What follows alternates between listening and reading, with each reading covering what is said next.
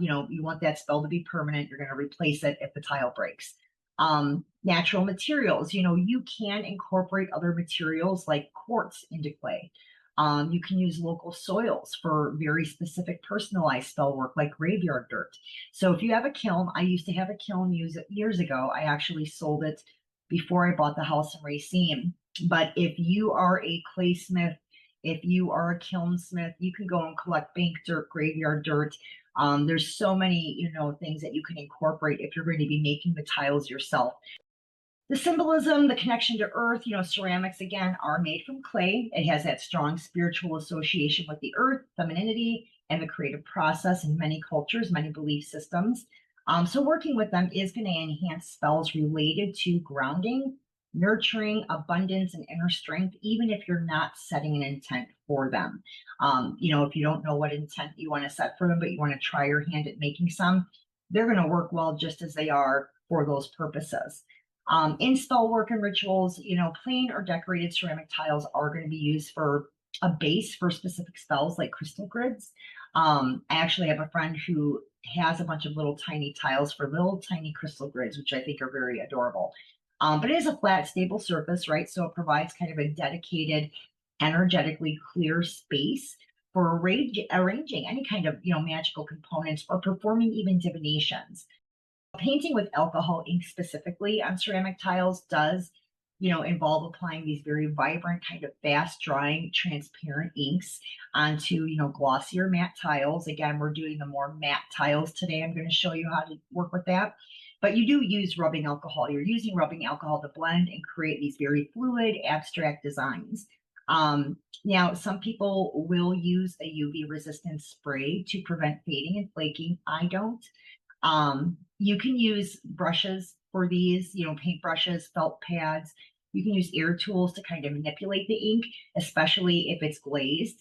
I just stick to cotton balls, Q-tips, very basic stuff, and I'll show you that today in the demo. You don't need anything fancy here. Now, if you are using like glossy white tiles, I go with 4x4 or 6x6 inches. I think those are small enough to, place pretty much anywhere, use whatever, for whatever purposes, but big enough to really do some really nice sigil work or some, symbolism or design work, depending on what your intent is. I'm going to show you a prosperity intent today for money acquisition, money retention, money drawing. Of course, that's important nowadays, right? So your blending solution is going to be that rubbing alcohol. So it's going to be 91% or higher isopropyl alcohol, your basic rubbing alcohol.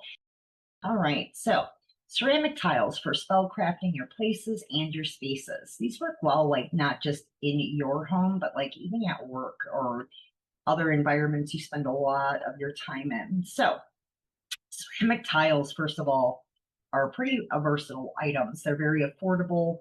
They tend to be slip resistant. They're durable. They're fired, clay products.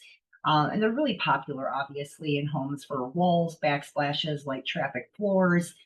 They're porous, more porous than porcelain, so they work with ink very, very well.